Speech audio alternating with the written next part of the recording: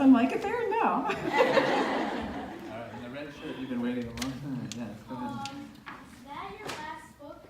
It is called Ending the Last. Oh, isn't that weird? No, it's very tricky. It's called Ending the Last, and the next one is called The First, and the last one is called The Only. I think, because I honestly can't remember what the third one's called yet, because it's not out. But yeah, so it's kind of backwards. Good Must be catch. pretty far along in the writing of it. The second one, the rough is done, Okay. and I should be rewriting it right now. Okay, I see you. Go ahead. To make The Ending. inspiration behind.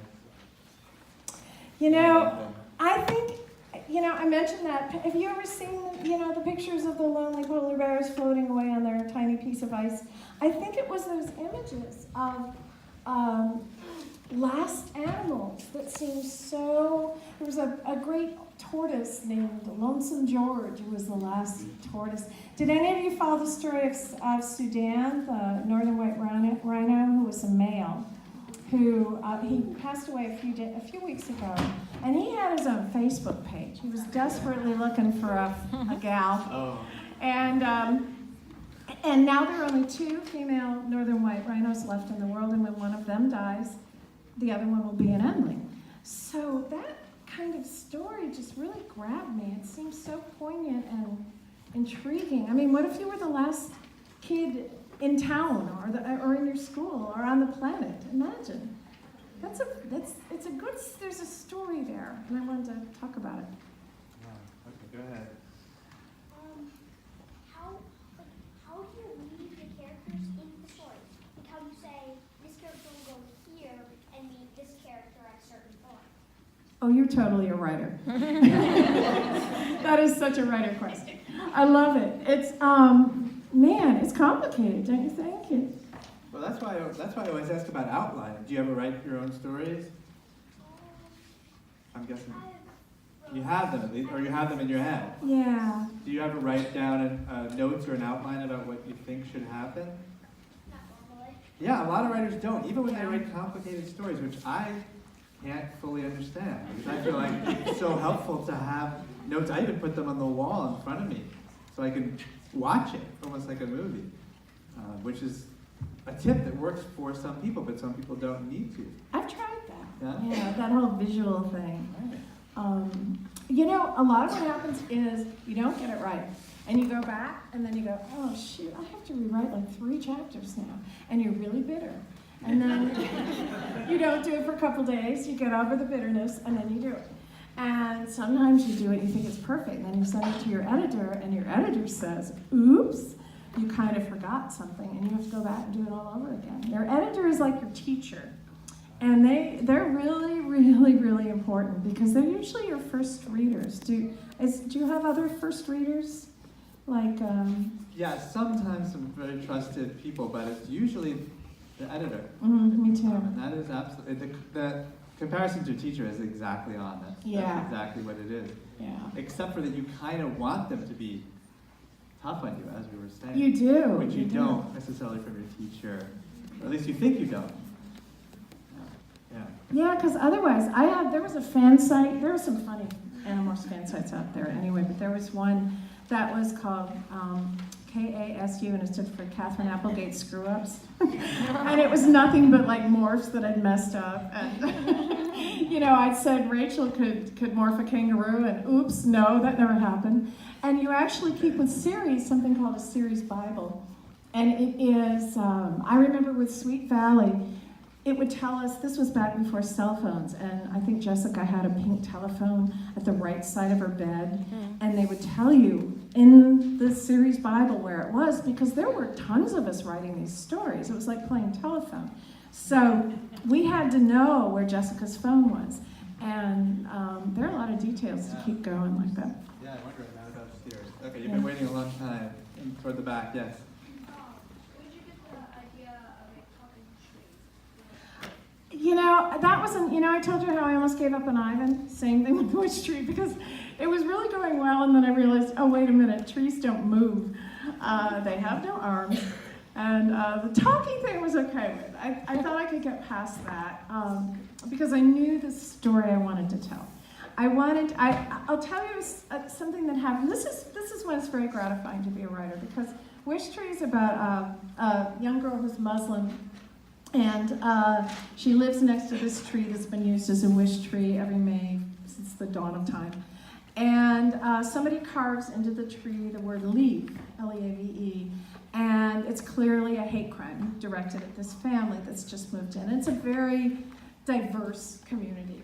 So I was at a school in Seattle, very diverse school with a large Muslim population, and a woman had come in from the parking lot, a mom, and somebody had been harassing her in the parking lot about being Muslim, and she ran into the school office and she was crying, and there was a mom there who happened to be reading Wish Tree to her little boy and said, you know, this is life imitating art.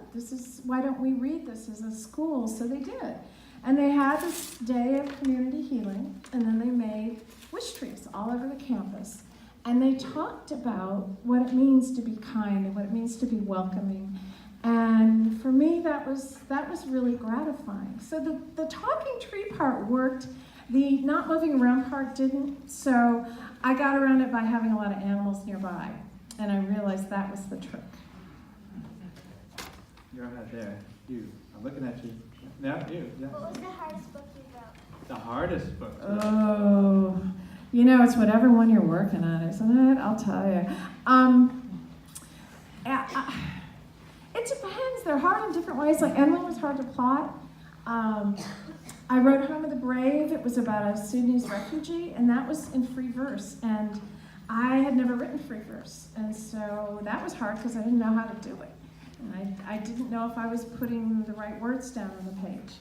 So I think every time you write something, have you not found this true? Every writer says, every time they start a book, they think they can't do it. Yeah, it's amazing. Yeah. And you think that it's just you, or you think it's just because you're starting, but no, it's true. You could be coming off your most successful book, and somehow you think you lost it, you know? It's it would really be great funny. if that went away at some point, but Yep. now I realize that it doesn't. No, that's the other thing, you know, like when I messed up in Wish Tree halfway through, I went, oh, this is the part where I mess up. Oh yeah, it's gonna be okay. This is the part where I give up, and then I go, oh no, stick with it. So at least you have the experience of being daunted. You know?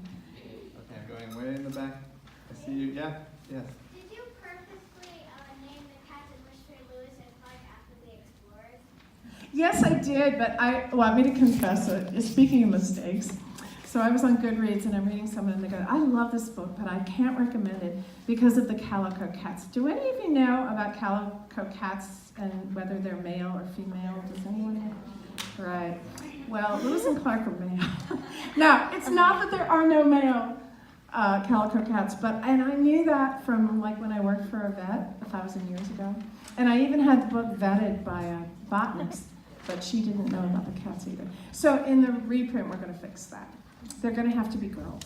All right, so the word is we have time for only one more. I'm sorry, I know it's totally random that I'm calling on people, but Catherine's going to sign some books afterwards. Yeah, so I'm looking forward to it. Talk with her. Okay, I'm going to go way back there. I know, it's terrible though. Picking 1 out of 100. But go ahead, you've been waiting a long time. Why did you almost get rid of Ivan?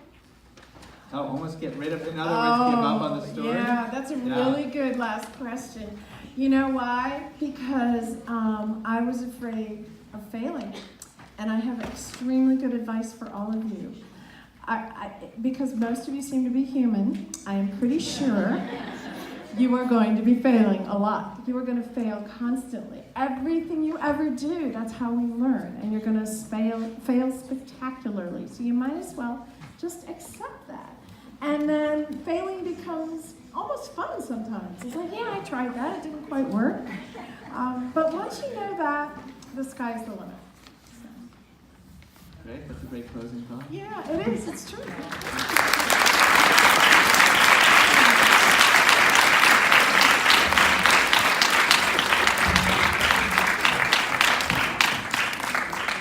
So Catherine is going to step over to the signing table there. Please